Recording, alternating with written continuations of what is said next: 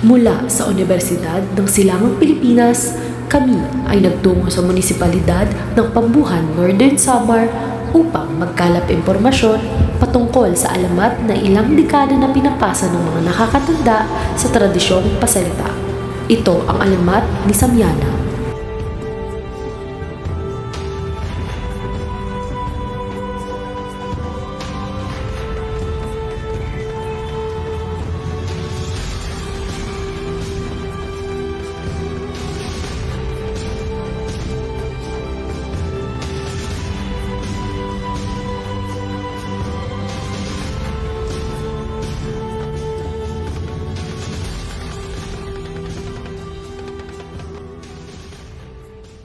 Nano po ang iyong ngaran?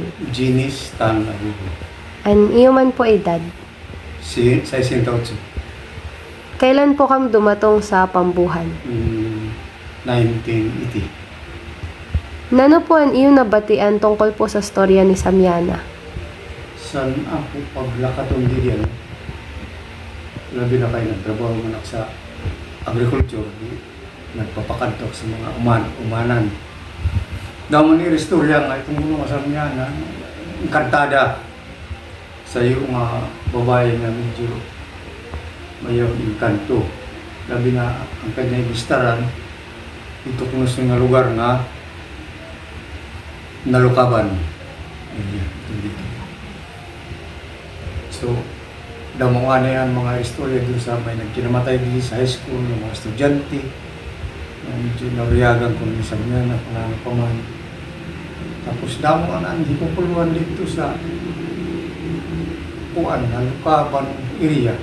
Labi na sa tusan, naging project manager ako sila sa iyo ako sa mga farm market road.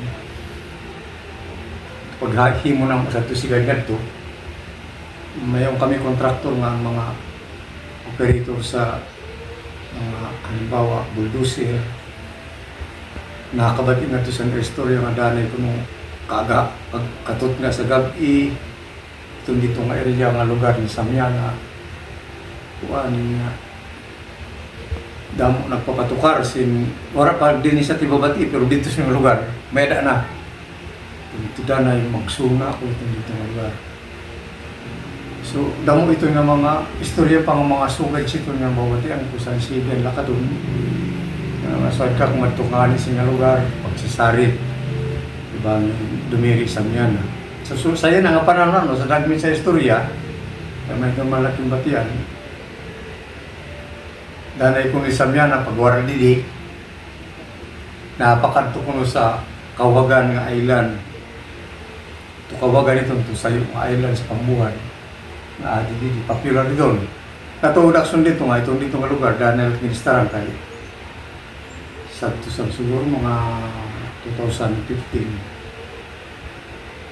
2010 siguro nagbutan kami dito sa yung pinapa-administrative building sa among tourism munta ang mga panday dito pagkagabi mali nga ni may nanimang rawan may sayo nga ni at panday nga nagduduyan tungod kay mali siya igit-itsa nga dito siya mga 10 metro sa oras man nag-itsa bago ko sito mga taga dito nga lugar gabi nga niya yung pagbili kay danay si Samyana ko danay din na pauway gabi Kawagan ay lang ito naroy gani ko nga maminaw masamok nga ni ko din sa Pambuhan napakadto Samyana sa Kawagan kung upay kong dito maminaw so tubtubla akstog nung kasi hindi man gud ako ang gud nga din sa Pambuhan sa man lang na ako sa kuan immigrant lang nga di siguro kung kita ko mo sin Karugan parte dito sa barangay Kabarian dito kung sa Karugan.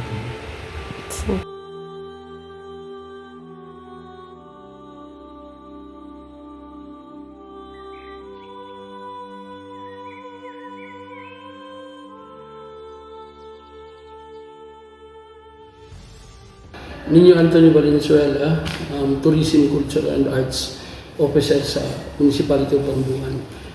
So, ano iyo ginaro nga info about kan Samyana? Opo. Si Samyana, ang istorya, no? Ang diwata itong siya diyan sa Pambuhan.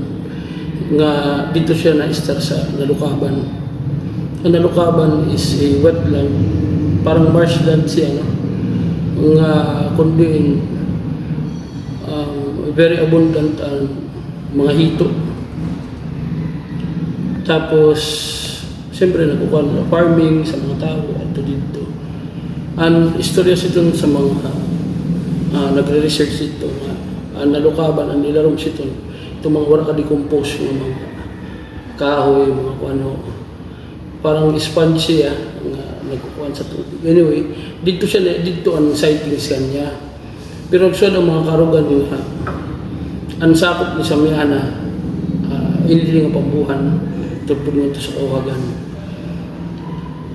Sa interview na mo nga ito sa cultural mapping, talagang kinikilala sa mga tao sa Kabarian. Ang barangay Kabarian, kunahan din ang Nalukaban. Talaga nakakuhan sila na ito talaga sa Samiana. Kami, mayon kasi sila mga legend daw at unong sa among baseball, ano? Tutuod ni si Samiana na bulig sa mga baseball players, si 270s mo na bulig kan para magdaw. Ingat to sa abroad na national championship kasi 5 times yun. National champion na Pambuhan sa baseball sa 70s. Gintukuan sa ito si Samiana na bulig na.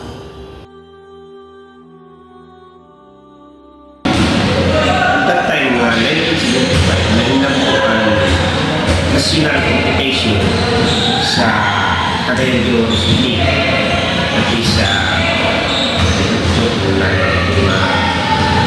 bulan basta ang year is 1975. So ito nga tayo 1975 National Open sa Cagayan de Oro City. So ang pagpresenta sa Pambuhan team sa Leyte Disco igingaran ito sa Nalukaban. So, ang Nalukaban is sitio ang Barangay Kabarian. So, at that time, not Barangay Kabarian, Barangay Busak. So, pag-abot sa time, ang naging political, dito sa political map is, I don't know kung what time ito, before Marciano, after Marciano na, naging Barangay Kabarian na, nawala na, ang na-register sa political map is Barangay Kabarian. So up to now is Barangay Kabarian. Wala ito na ito mga resto sa political map. So ito nga tayo 1975 National Open and Cagayan. Nag-participate ang Lord Samar. So, and ngaran is Pambuhan. Leyte. Nalukaban is Leyte team Pambuhan. So after that, 1976, nag-participate ang Pambuhan ng Nalukaban Baseball Club at Nalukaban Leyte Baseball Club sa University of Eastern Philippines. Second National Open 1976 in UAP Sports Complex Kawayan. Mauna Kawayan, Dinasa Sports Complex sa Kawayan. So 1976 before mag-start ang participation sa Pambuhan sa Leyte Baseball sa Nalukaban, si Samiana parang ginangkon ang ngaran ng Kabarian ang Nalukaban because Nalukaban bago pa inkantado ng lugar. Si Samiana parang manuan ang sa ito parang hindi manuan is nabasin na sa ito makaharado itong bago pa na kasi pag Samiana is po sa pampa nasound sila sa uban ka gusto na mayang mga mamaratong so mayroon naging ngaranan ang team sa Pambuhan na Nalukaban kasi ang Nalukaban is ada si Samiana kada participation sa Pambuhan na Nalukaban team si Samiana ginaangtod sa team sa ito ang municipal mayor isidon si Manuel Canbalang so mayroon ang manager sa ito sa team sa Nalukaban sa time sa ito nila Governor Ronnie De Valle and Assemblyman Edilberto Dintalin. So with the operation of Don San Juan, so very supportive si Don San Juan province. Ito na tayo. So ang Samiana is giangton sa pambuhan na mao ang nagdadara sa ting para sa pagdaratan. Mismo si Samiana ginaangton sa ting na ada din parang dilipat ang panguntra mga permanent sa itong champion at yung ulong sa ito. May ito na nga kung naibabaruan lang sa istorya sa ito sa amon na primero nga naging coach si Delek Professor Nestor Contrapiso. Ang primero nga Philippine coach sa Little League Baseball sa Pilipinas. Sa 1976, kaya nag-champion siya ito ang Little League Baseball sa National Open sa ito sa 1976 sa UAP, Sports Complex bila sa Kawayan. Nakag-upload natin sila sa Guam, sa National sa Guam. Ito na time na ito. So after that, nahinabo ito ang otro nga competition, National Open sa Chan Memorial since 1979. Nag-double champion na ito ang Bronco Division ng sa Pune League Division. So di na ito nakapag-abroad ang first nga nakapag-abroad, second time nga nakapag-abroad ang nalikaban team sa Little League Baseball sa pagbuhan sa Los Angeles, California, 1979. So after that, 1980, another National Open in Tacloban City, nag-champion otro ang Little League Baseball ng sa Pune League Baseball sa nalikaban team pambuhan, nag-abroad otro, nakapag-participate otro ang Pilipinas, pinaagi sa mga players sa nalikaban Little League Baseball team sa pambuhan ng Bisama. Nagto sa San Diego, California, 1980. So after that, nagkayaw-kit na si Nawaran na itong natay sa kawaran ni Sir Matinson 5 years na war si Sir Matinson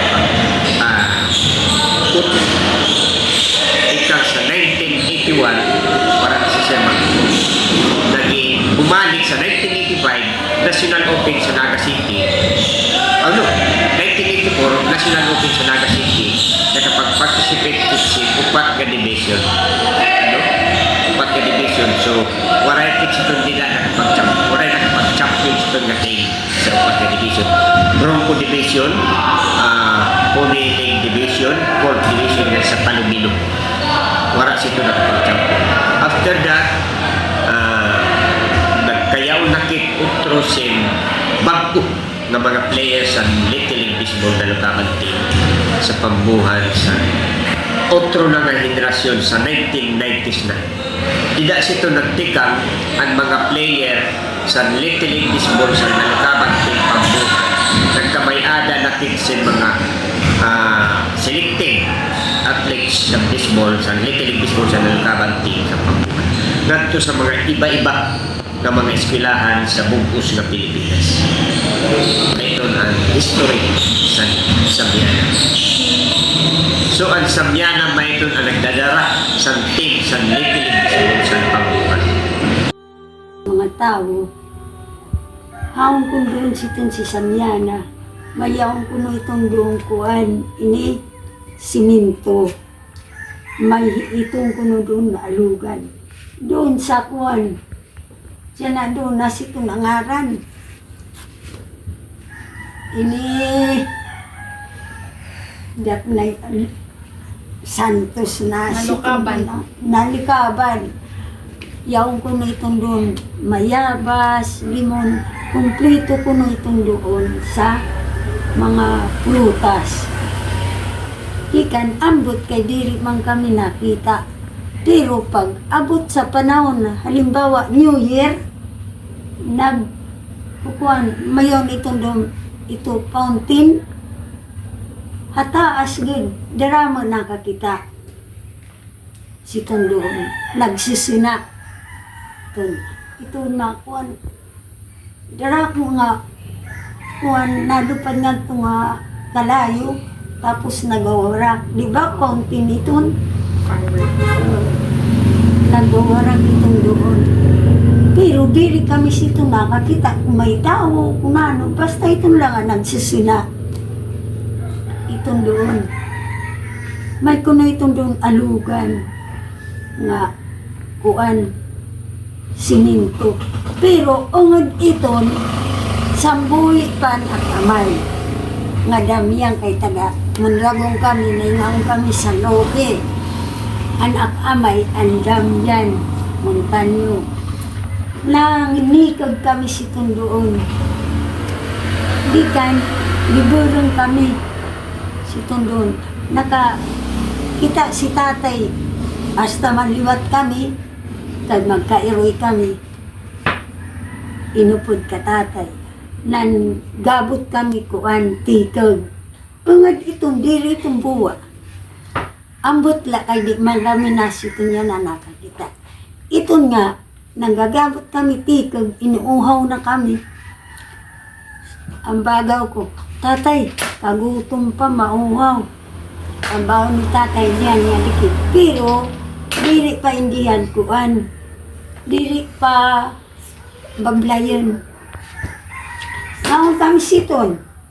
Ingawon siton, nakakita kami mayabas, mansanas, iton nga, ito dagko, na siton, angaran suwa. Nakakita kami siton doon. Pagsad ko tatay, pag-aro ugad, ang baga man sa nakamay, tagigad kami kung prutas, bisan la pira kabugos, kay ginugutom mo gatak bata. Pag limit ko, nakauna iton, 5 kabugos nga mayabas, pero gidag ko eh. Ang aditon, pagsad ko, tatay pud ang bagaw ni tatay ayaw, niyan, nadikit ngun Ang bagaw ko, ihahatag, mabalik kami, ikaunala. Totoo, pagbalik na mo, di wala kabugos anakaon, nga mayabas. Katatay gipudo. Pagsad ko, tatay kauwaw. Ang bagaw niyan nga dikit. Lakaw liwat kami.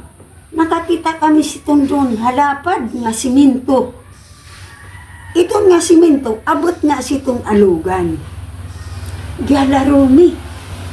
Ang kulor sitong nga alugan, pareho sa dagat, burong brown, pero gilihawi. Kay, tikang doon masugad ka, klaro dito ang siminto, kay gilihawi. Pagsalita tayo, pwede kami makainom, ko maruyag kang pagbalik na nganan, makiinom kami. Nangganot kami, liwat. Mabalik kami, waray na itong doon nga lugan. Pagkatapos, naglinakaw kami, agis sa karabaw, isalurang panyo, doon kami sitong Panginoon. Maitong lais itong doon na waray na iba.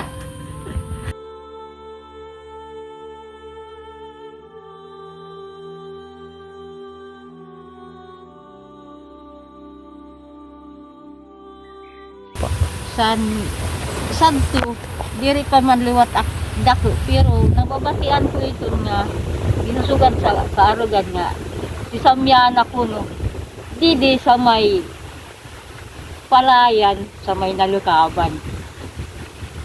Nano po ang storya po nga iyo po nahibatian sa kanya tungkol po kan Samyana. Kaya iton kuno nga ikikinita, iton na Samyana, babae kuno nga alaba abuhok, pero ambot mawala ito na natod na. Waray po kam experience nga nagparamdam po sa iyo o sa iyo po mga kakilala. Pero at mga dati sa didi na ibaruan ko, nakita ako ng liwatan, na-assign didi sa palayan na Lukawan. Kapanihan. Nahiabot na ako ng paramitaan, hindi sa palayan. puro itong sira nagkamatay. Tulo nga. Naging hindihan. Puro namatay. Ikan, mauman ito ang gisinugad nga. Gikuha ko nun isang yana. Maulay.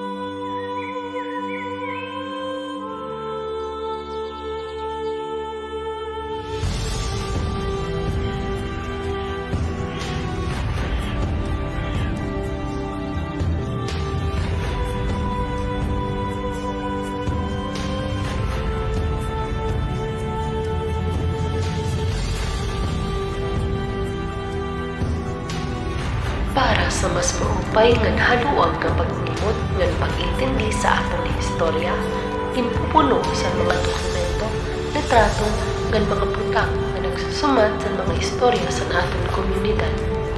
Ang aton mga paningkamot sa pagpreserba nagsisiguro nga ang kasaysayan makikita nga buhi para sa tiarabot ng mga henerasyon. Makibahin sa informatibo ng mga pahayag nga nag-uusisa sinhilaro ng iba-iba nga mga topiko sa aton kasaysayan tungod sa mga eksperto nato na mga tagapagpagaw. Sa ira kaaraman ng pag-istorya, malabragan kung kita nga ipatuloy ang tradisyonal na pag-istorya nga ighabi ang ato sadto ganyan na para sa kabuwasan sa kabataan. Ini ang alamat ni Samiana.